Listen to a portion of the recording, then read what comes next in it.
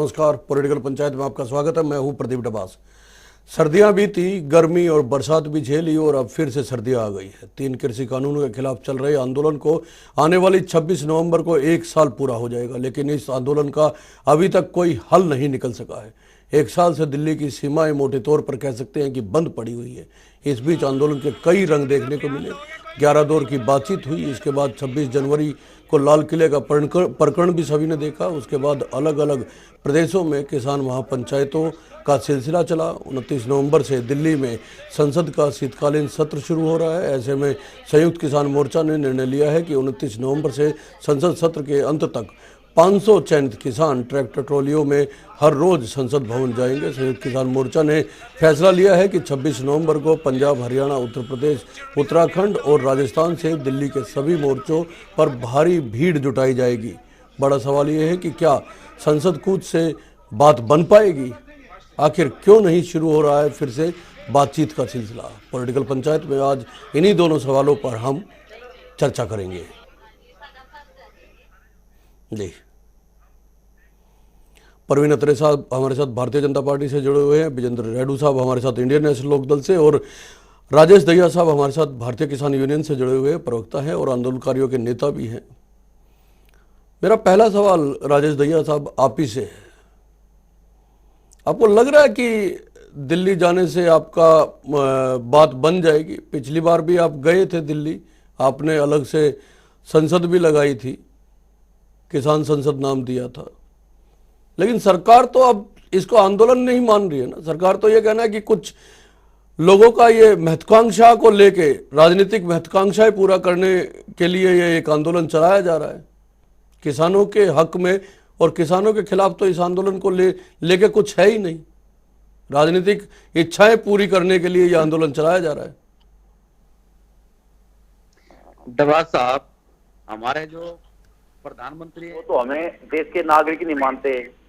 जो उनके नेता हैं, मंत्रीगण हैं, वो कभी आंदोलनकारी कहते हैं, कभी उग्रवादी कहते हैं। आपने 1 साल से सुनते आए हैं। अंग्रेजों के टाइम में भी 9 महीने बाद जो कृषि कानून थे वापिस ले गए थे। लेकिन मुझे आपके चैनल से पहले भी कहा था कि हमारे प्रधानमंत्री इतने ठीठ हैं या ये लालों की जिद्दी हैं कि वो 1 साल में भी नहीं माने। और मैं अब भी आपको कह रहा हूँ कि ये जब तक सत्ता में रहेंगे, जब तक गद्दी पे रहेंगे, ये मानेंगे नहीं। किसान 11 वार्ता कर लो, 20 वार्ता कर लो, इनके शरीर पे कुछ नहीं होने वाला। आपने देखा होगा कि हमने संसद लगाई, से हमने कूच किया, ये आगे भी हम ये कर रहे हैं। लड़ाई है ये हमारी एक इन कानून, कृषि कानूनों के खिलाफ जो हम लड़ते आ रहे हैं 1 साल से। अब आप कह रहे हैं संसद जाने से क्या होगा? हम संसद में जो हमारे वहाँ के एमपी हैं, चाहे वे विपक्ष के हैं, चाहे वे सत्ता पक्ष के हैं, कुछ जो बीजेपी के एमपी हैं वो भी हमारे साथ मिले हुए हैं कि वो हमारा समर्थन कर रहे हैं कि ये जो काले कानून बनाए गए ये किसानों के हित में नहीं है। वो भी अपने बयान दे रहे हैं। जैसे इसमें हमारे गवर्नर सतपाल मलिक जी भी हैं, वो खुल के बोलते हैं। इधर से हरियाणा के चौधरी वीरेंद्र सिंह बोलते हैं। लेकिन हमारे जो ये सत्ताधारी बैठे हुए ऊपर, प्रधानमंत्री के साथ जो एक कोर कमेटी होती है, वो हमारी बातों को उन तक नहीं पहुंचाने देती। वो ये कहते हैं, जैसे हमारे यहाँ बीजेपी के प्रवक्ता होते हैं, वो भी कहते हैं ये किसान नहीं है, ये तो अपने स्वार्थ के लिए बैठे हुए हैं। डबास साहब, कोई भी आदमी अपने स्वार्थ के लिए 1 साल अपने घरों से बाहर नहीं बैठ सकता।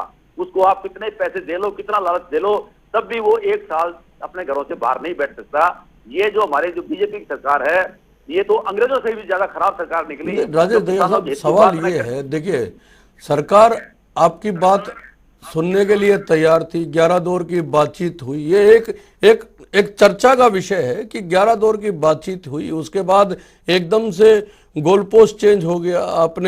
आपने पहले तो इसमें कमियां बतानी शुरू की और उसके बाद आपने एकदम से कह दिया कि कानून वापस लीजिए। फिर आपने एमएसपी पे कानून की एक शर्त और रखी। उसके बाद जिस तरह से आप दिल्ली की सीमाओं पर आए थे 26 नवंबर को पिछले साल, उसके बाद आप वापस हरियाणा की तरफ बढ़ने लगे, पंजाब की तरफ बढ़ने लगे, आप उत्तर प्रदेश की तरफ बढ़ने लगे, वापस आप दिल्ली आकर वापस आप अलग अलग प्रदेशों में महापंचायतें करने लगे। तो आंदोलन तो कहीं ना कहीं ये एक किस्म से ये था कि आपने जब दिल्ली बात बनते हुए नहीं देखा तो आप प्रदेशों में घुसने लगे। उसके बाद आपके नेताओं की ओर से अलग अलग बयान आते रहे। कोई कहता है कि इलेक्शन लड़ना है, कोई कहता है नहीं लड़ना है। कल भी आपके संयुक्त मोर्चा की जब बैठक हो रही थी उसके बाहर नारेबाजी चल रही थी। तो एक मैसेज तो ये भी जा रहा है ना कि आप लोग खुद भी एक नहीं है।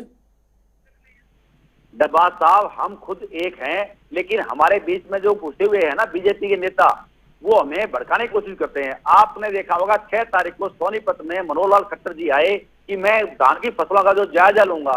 अरे वो जायजा पटवारी, गिरदावर, डीजी साहब भी ले सकते थे, लेकिन हमें बहकाया गया किसानों को कि वो 1 एकड़ पे 50,000 का मुआवजा देंगे, इसलिए आप शांतिपूर्ण तरीके से उनका प्रोग्राम होने दो। और हमने शांतिपूर्ण तरीके से प्रोग्राम होने दिया कि मनोहर लाल जी आए और वो अपनी मेरा एक सवाल और है चर्चा में, उसके बाद मैं बीजेपी के पास जाऊंगा। ये सारे सवाल मैं बीजेपी से भी करूंगा। एक सवाल और है, गठवाड़ा खाप का साफ कहना है कि आप लोग तय नहीं कर पा रहे हैं कि आपको करना क्या है, इसी वजह से खापों को भी अब फैसला लेना होगा कि आपके साथ आए या ना। डब्बा साहब, हमने कुछ नहीं करना सरकार ने है। हमने तो ये कहा भी हमारे जो 3 कृषि कानून है इनको वापस ले लो और एमएसपी पे कानून बना दो कि जो उससे कम ले, जो हमारे साथ चीटिंग करे उसके खिलाफ एफआईआर दर्ज हो सके। क्योंकि हमारा जो फसल होती है उसको एक दुखपौड़ीय भाव खरीदने की कोशिश करते हैं और जो पूंजीपति है वो हमारी फसल को होर्डिंग करके और उसके दामों बेचते हैं। जैसे दो बातें हैं परवीन अत्रे साहब। एक तो कम से कम जिस रेट पर सरकार फसल खरीद रही है, सरकारों से, किसानों से सरकार फसल खरीद रही है एमएसपी पे, न्यूनतम समर्थन मूल्य पे, इन लोगों का कहना है कि बाहर का कोई अगर प्लेयर है तो वो उसके लिए भी ये बाध्यता होना कि वो भी एमएसपी पे ही खरीदे। कम से कम अगर ज्यादा नहीं दे पा रहा है तो उससे कम तो ना देना जो सरकार दे रही है। एक मांग इनकी ये है। दूसरा ये है कि आप लोग इनको ना किसान समझ रहे हैं ना इंसान समझ रहे हैं।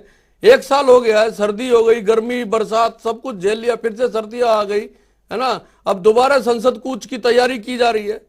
अब मानेंगे नहीं मानेंगे, या कोई बातचीत के लिए कोई तैयारी की जाएगी या नहीं की जाएगी? देखिए प्रदीप जी, पहले तो जो आपने एमएसपी पे कानून की बात की, आप बहुत पुराने पत्रकार हैं, मुझे लगता है देश की राजनीति और हरियाणा की राजनीति से आप बहुत बेहतर वाकिफ हैं। इस तरह का कानून महाराष्ट्र में 98 में बनाने की कोशिश हुई, विधानसभा में बाकायदा पास कर दिया गया था, लेकिन लागू नहीं हुआ है। आप जानते होंगे कारण, आपको जानकारी होगी उस वक्त, क्योंकि वो किसान के गले का फंदा बन सकता था। आप बेहतर जानते हैं इस अर्थमेटिक को। अगर व्यापारी के ऊपर बंदिश की जाएगी, व्यापारी हाथ खड़े कर देगा कि मैं नहीं खरीदता, तो किसान अपना माल लेके कहां जाएगा। ये महाराष्ट्र में कोशिश हो चुकी है, आपको जानकारी होगी इस विषय में। अब विषय आता है, आप कहते हैं बहुत सी बातें, 2-3 बातें हैं, 2-3 नहीं है, बहुत सी बातें आपने अपने शुरुआती पैकेज में भी और किसान नेता भैया जी ने भी जो बात, देखिए दुख कहां होता है। राजेश दहिया जी जैसे किसान नेता देश के प्रधानमंत्री के लिए किन शब्दों का प्रयोग करते हैं? ढीठ। मतलब उस प्रधानमंत्री के लिए जो पोल्ड वोट का 70% मत लेके देश का प्रधानमंत्री बना, 70% मतों को इन्होंने अपना नेता माना है, उसके लिए दहिया जी का क्या कहना है? ढीठ। अब आप समझ सकते हैं कि ये लोग कर क्या रहे हैं। यहाँ पे दहिया जी एक बात और कह रहे हैं। दहिया जी कहते हैं कि हमारे बीच में बीजेपी के कुछ नेता घुसे हुए जो हमें उकसाने की कोशिश कर रहे हैं। दहिया जी, आप बताते क्यों नहीं है कौन है वो बीजेपी के नेता? आप उनको बाहर क्यों नहीं निकालते अपने आंदोलन में से? आप बताते क्यों नहीं है कि ये वो आंदोलन में नेता है जो बीजेपी के यहाँ पे बैठ के क्या भाषणबाजी कर रहे हैं? बताइए उनके नाम कौन है वो। आप प्रदीप भाई, मैं जब भी आपके साथ चर्चा में बैठता था, मैं हमेशा एक बात कहता था कि ये तथाकथित किसान नेता दिन प्रतिदिन खुद अपने आप को एक्सपोज कर रहे हैं। लेकिन दहिया साहब का तो ये भी कहना है ना अत्रे जी, दहिया साहब का तो ये भी कहना है कि भारतीय जनता पार्टी के खुद बड़े नेता भी जो है इसको मानते हैं कि ये इन किसानों की या आंदोलनकारियों की मांगे जायज है, इनको माना जाना चाहिए, नहीं तो इसका नतीजा भुगत सकती है पार्टी आपकी। जी प्रदीप जी, ऐसा है, दहिया जी ने 2 नामों का प्रयोग किया। इन्होंने सत्यपाल मलिक जी के नाम का प्रयोग किया। सत्यपाल मलिक जी अगर इनकी बात से सहमत है, क्यों नहीं इस्तीफा दे देते? क्यों कुर्सी से चिपक के बैठे हैं? क्यों नहीं दे देते वो इस्तीफा? क्या आप नहीं जानते कि किस तरह की राजनीति करने की कोशिश हो रही है? अगर उनको इत्तेफाक नहीं है, अगर वो इनकी मांग से सहमत है, सरकार की विचार से इत्तेफाक नहीं रखते, तो इस्तीफा दे दे। किसने रोका है उनको? लेकिन मैं जो कहने की कोशिश कर रहा हूं, आपने भी देखा गुरनाम सिंह चढ़ूनी, वो कोई और भाषा बोल रहे हैं। वो सीधा इलाहाबाद में जाके कांग्रेस के उम्मीदवार का समर्थन करते हैं। राकेश टिकैत आईएनएलडी के समर्थन करते हैं। गुरनाम सिंह चढ़ूनी फतेहगढ़ साहब से पंजाब चुनाव में एक अपना उम्मीदवार घोषित भी कर देते हैं। और कल की मीटिंग में जो जूतम पैजार हुई है राकेश टिकैत वर्सेस गुरनाम जुलूनी, वो आपने भी कवर की है। क्या इसके बावजूद भी आप चाहते हैं कि प्रदेश की जनता अपने हाथ में पट्टी बांध के रखे? क्या प्रदेश की जनता को नजर नहीं आ रहा कि ये तथाकथित किसान नेता विपक्षी दलों के राजनीतिक हितों को पूरा करने के लिए मैं कांग्रेस और इंडियन नेशनल लोकदल को शामिल करूंगा, लेकिन अत्रे साहब एक छोटा सा सवाल, एक सवाल और है, उसके बाद मैं राय सिंह जी के पास भी जाऊंगा और इनेलो के पास भी जाऊंगा। नंबर एक, सतपाल मलिक जी का भी नाम लिया राजेश दहिया जी ने, लेकिन एक नाम और वरुण गांधी जी का भी है, आप उनके बारे में भी कहेंगे कि इस्तीफा क्यों नहीं दे देते वो? मैं बिल्कुल कह रहा हूं, जो आदमी अपने आप को सरकार की पॉलिसी से इतर समझता है उसको क्या जरूरत है इस्तीफा देने? आप सरकार की आलोचना कर रहे हैं, सरकार में रहकर तो आप इस्तीफा दे दीजिए। राय सिंह जी, लेकिन मैं एक बात कहूंगा, मेरी एक लाइन पूरी कर लेनी चाहिए, एक लाइन और बोल दीजिए। मैं केवल इतना कहना चाह रहा हूं कि क्या पिछले संसद सत्र के अंदर जंतर मंतर पे जो गए थे, ये जमावड़ा लगाया था, भाषणबाजी की थी, राहुल गांधी भी पहुंचे थे, अखिलेश यादव भी आए थे, क्या हुआ? क्या उससे प्रदेश के किसान को पता नहीं लगा कि इनका एजेंडा क्या है, किसके इशारे पे राजनीति हो रही है? क्या स्पष्ट नजर नहीं आ रहा? प्रदेश के किसान ने इलाहाबाद उपचुनाव में दिखाया नहीं इनको, जो ये बैग को सवाया करने की बात कह के आए थे वो आधा खाली रख दिया, वो भी तो प्रदेश के किसान ने किया। प्रदेश का इलाहाबाद के किसान ने ही भारतीय जनता पार्टी उम्मीदवार को 60,000 वोट दिए। लेकिन प्रवीण अत्रे जी, हर मुद्दे को चुनाव से जोड़ के भी तो नहीं देख सकते ना, हर मुद्दे को चुनाव से जोड़। हालांकि आपकी बात आंकड़ों के हिसाब से तो सही लगती है कि जब किसान आंदोलन के नाम पे इस्तीफा दिया था तो उसमें सवाया होना चाहिए था, आंदोलनकारियों ने भी कहा, लेकिन हर चीज को आप चुनाव से जोड़ के भी तो नहीं देख सकते ना। राय सिंह जी, हम नहीं देख रहे, ये खुद कह रहे हैं, ये खुद राय सिंह जी, हम तो नहीं, आवाज आ रही है आपको? गुरनाम सिंह चौधरी ने अपना उम्मीदवार खुद घोषित किया है। राय सिंह जी, पिछली बार भी आप लोग समर्थन दे के आए थे, आप उकसा रहे, भड़का रहे, और आपके कहने पे ही ये प्रवीण अत्रे साहब का कहना है कि 1 साल हो गया, सड़कें जाम पड़ी हुई है, मांगे कोई ऐसी जायज है नहीं जिनको माना जा सके, जो मानी जा सकती थी उनके लिए संशोधन को सरकार तैयार थी। फिर ये नया एक कृषि कानून वापस लेने का, जब 11 दौर की बातचीत चल रही थी, 11वें दौर तक पहुंचने से पहले ही ये तय कर लिया गया कि किसान आंदोलनकारियों की ओर से कि इसको वापस लिया जाए। कई सपोर्ट में आप लोग है, इसीलिए ये इस तरह के फैसले लिए जाते हैं, गोल पोस्ट को चेंज कर दिया जाता है। प्रदीप जी, जिस प्रकार आपने कहा कि 11 दौर की वार्ता किसान संगठनों और सरकार के बीच हुई, उसके बाद प्रधानमंत्री ने देश के सबसे महत्वपूर्ण सदन में झूठ बोलकर गुमराह किया, कहा कि मैं अपने किसानों को फोन करूंगा और मात्र 1 साल की दूर पर मेरे किसान हैं। क्या वो आज बीएसएनएल की तरह जियो का जो रेंज का मामला है, प्रधानमंत्री जी ने जिस प्रकार बीएसएनएल की सरकार ने जिस प्रकार कमजोर किया, उसी प्रकार जियो की रेंज को कमजोर कर दिया। कहाँ है वो फोन और किसकी कार की दूरी? ये पूरा देश जानता है कि प्रधानमंत्री और सरकार, कंपनी राज से चलने वाले लोग जो है वो केवल अपनी नीतियों को किसानों पर थोपना चाहते हैं। दूसरी बात, आप कह रहे हैं, हमारे मित्र भाजपा के प्रवक्ता ने कहा कि देश के 70% लोगों ने प्रधानमंत्री को चुना। आप आंकड़ों पर जाइए, 2019 के चुनाव में कितने प्रतिशत लोगों ने भाजपा को वोट दिए? झूठ मत बताइए यहाँ पर। तीसरी बात, 69% आंकड़े चेक कर लीजिए, टोटल 69%, 69% कह रहे हैं ना, आप अपने शब्दों से मांग रहे हैं। तीसरी बात, आप कह रहे हैं चुनाव की असली भी नहीं। राय सिंह जी, सवाल तो ये है ना, राय सिंह जी, सवाल तो ये है, भारतीय जनता पार्टी का ये कहना है कि जो आंदोलन जिन मांगों को लेकर शुरू किया गया था उससे तो भटक लिया, और भटके हुए आंदोलन को आप हवा दे रहे, भड़का रहे। डब्बा साहब, ये पवित्र आंदोलन है, किसान के सम्मान अधिकार का आंदोलन है। ये देखिए किस प्रकार सतपाल मलिक जी को कह रहे हैं कि पार्टी छोड़ दो, पद छोड़ दो, पद छोड़ दो, शुक्र ने कहा, उनको देशद्रोही आतंकवादी नहीं कहा। और ये कहेंगे जिस दिन सत्यपाल मलिक जी अपना पद छोड़ेंगे उसके बाद उनकी जांच भी कराएंगे, ईडी और सीबीआई से उनको धमकाएंगे भी, ये वो लोग हैं। तीसरी बात, मैं चाहता हूं, हमारे कांग्रेस का केवल एक स्टैंड है, कांग्रेस चाहती है कि किसानों के इस पवित्र आंदोलन में इस प्रकार किसान रामलीला मैदान में जाना चाहते हैं, किसानों को वहां पर जगह दी जाए, जंतर मंतर के साथ जगह दी जाए, और रेणु साहब, क्योंकि भारतीय जनता पार्टी ने साफ कहा है, अगर इतना ही असर होता किसान आंदोलन का तो आपकी वोट तो या जीत का मार्जिन तो वोट तो बड़ी है, लेकिन जीत का मार्जिन आपका ज्यादा होना चाहिए था। आपके साथ बैठे राजेश दहिया साहब आंदोलनकारियों के नेता तो कह के आए थे सवाया करके वापस करो, आपके बीच में झोली रख के गए थे, वो सवाया तो नहीं हुआ। आप जो कह रहे हैं इस बात को मैं बड़ा विस्तार से बताऊंगा और प्रवीण जी से भी क्वेश्चन करूंगा कि इसमें पहली बार 2019 में भारतीय जनता पार्टी की लगभग 45,000 वोट आई थी, 6,500 वोट लगभग बीजेपी की आई थी और इसके अलावा 35,000 वोट कांग्रेस की आई थी। 45-35 लगभग 90,000 वोट मिलते हैं। 90,000 वोटों ने इकट्ठा होकर के इलेक्शन लड़ा, जो कि आज 57 और 58,000 पर अटक गए हैं।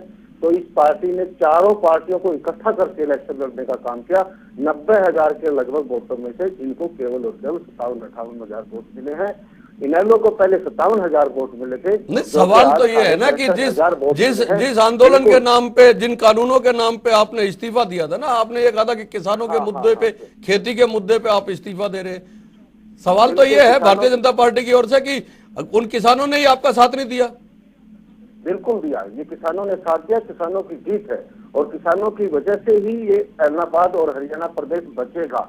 मैंने आपको कैलकुलेशन दी है, 90,000 वोटों ने इकट्ठे होकर सारे विपक्ष ने, भारतीय जनता पार्टी, कांग्रेस, सब ने मिलकर के इस इलेक्शन को लड़ने का काम किया। इसके अलावा जिस प्रकार से सरकार ने वहां पर सरकारी तंत्र का दुरुपयोग किया, जिस प्रकार से पैसे का खेला खेला गया और जिस प्रकार से डराने और धमकाने की बात, सवाल तो आंदोलन को लेके है ना, सवाल तो आंदोलन को लेके है। आंदोलन को लेके आपने इस्तीफा दिया, ये आंदोलन के अस्तित्व को लेके सवाल है ना इस वक्त, जो भारतीय जनता पार्टी की ओर से उठाया जा रहा है।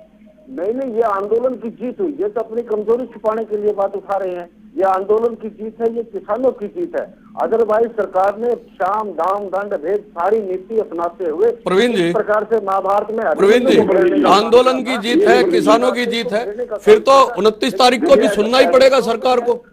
जब 29 से लगातार 500 लोग जाएंगे दिल्ली में, है ना, सुनना तो मजबूरी होगा। देखिए प्रदीप भाई, ऐसा है, पहले तो मैं थोड़ा सा एनएलडी के प्रवक्ता को बता दूं, देश के इतिहास में पहली बार जीतने वाला उम्मीदवार बहानेबाजी कर रहा है, आरोप लगा रहा है और उस जनता को बिकाऊ बता रहा है जिस जनता ने बार बार पिछले इलेक्शन में कांग्रेस की 35,000 वोट, 15,000 वोट कहाँ गई है, बार बार वो सारी की सारी मैनिपुलेशन हुई है। ये फिर भी और वहाँ पर ये बार बार उसके ऊपर आरोप लगाते हैं। नहीं, सवाल तो प्रवीण जी ये है, सवाल तो प्रवीण जी ये है कि के अंदर सुनिए रेणु साहब, सुन तो लीजिए, सवाल जीत हार का है ही नहीं, सवाल कितनी वोट मिली इसका है ही नहीं। सवाल तो ये है ना कि जब सरकार ये मानने को तैयार ही नहीं है कि किसान आंदोलन के साथ है, इसी वजह से आपके जीत का मार्जिन कम हुआ है, तो सरकार दिल्ली में कहां सुनेगी। सवाल ये है, देखिए नहीं हुआ है। जब ये लोग दिल्ली के बॉर्डर पे आए, रेणु साहब सुन लीजिए, सवाल आपका जीत हार के मार्जिन का है नहीं ना, सवाल आंदोलन का है। देखिए ऐसा है भाई, जब से आंदोलन शुरू, आपको याद होगा 26 नवंबर को जब ये लोग दिल्ली बॉर्डर पे आए थे, यही राकेश जी कहता तो ये कहता था हम 4 महीने का राशन पानी साथ लेके आए हैं। अरे भाई इनको चुप कराओ बीच में यार, प्रदीप भाई रेणु साहब सुन लीजिए। देखिए ऐसा है प्रदीप भाई, आपको याद होगा जब ये दिल्ली बॉर्डर पे आए थे, यही राकेश टिकैत था जिसने ये कहा था कि हम 4 महीने का राशन पानी साथ लेके आए हैं। मतलब ये उस वक्त ये कह के धमका रहे थे कि हम 4 महीने यही बैठेंगे। सरकार ने कहा आइए बातचीत करते हैं। सरकार ने 11 दौर की बात की, लेकिन इन्होंने कानून के बिंदुओं पे चर्चा तक नहीं की। इन्होंने क्या कहना शुरू कर दिया कि आप कानून वापिस लो। मतलब आप ये नहीं बताओगे कि इस कानून में कमी क्या है, लेकिन आप जिद ये करोगे कि कानून वापिस लो।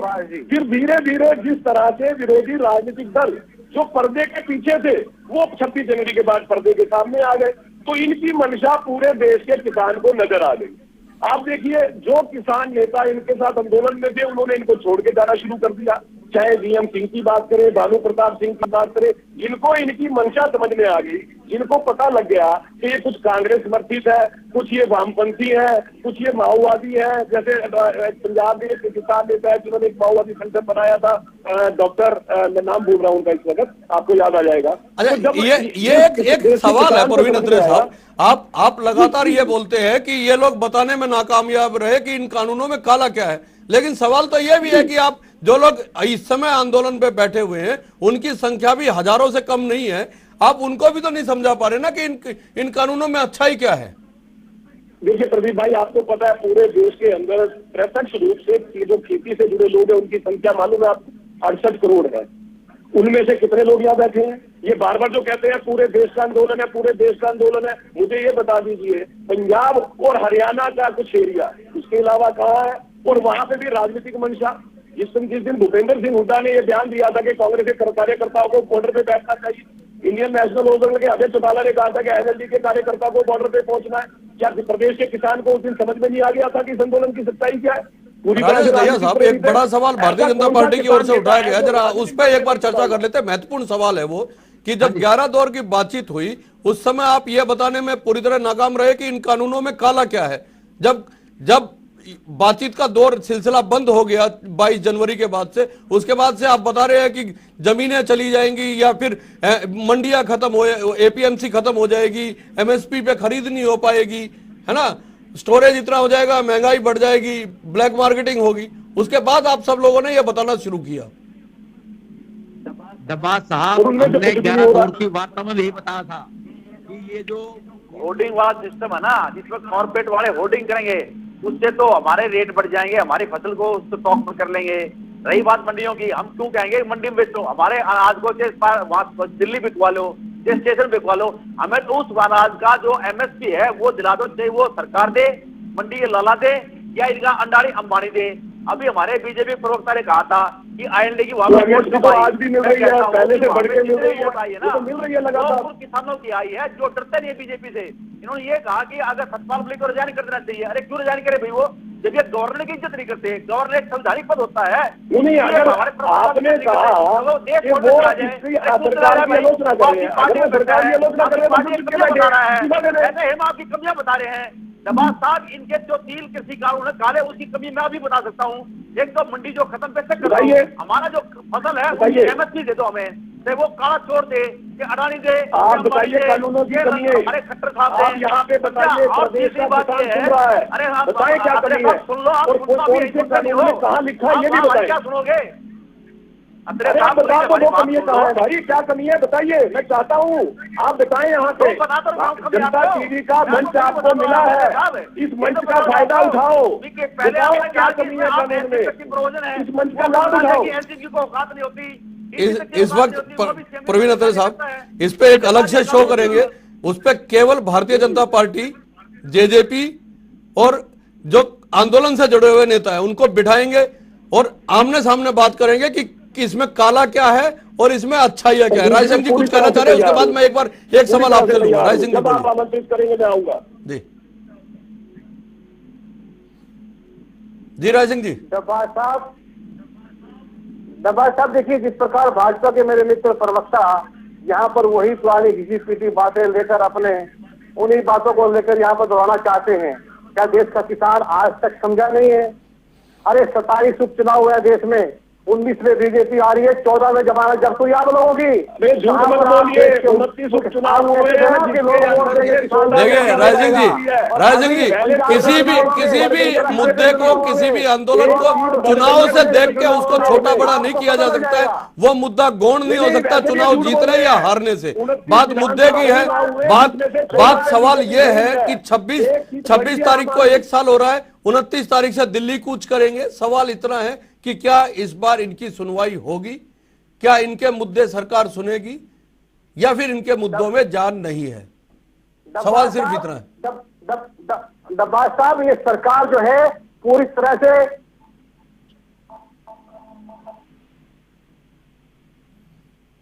जी रेणु साहब, एक सवाल एक प्रतिक्रिया आपकी लेते हैं, फिर मैं वाइंड अप की तरफ चलूंगा।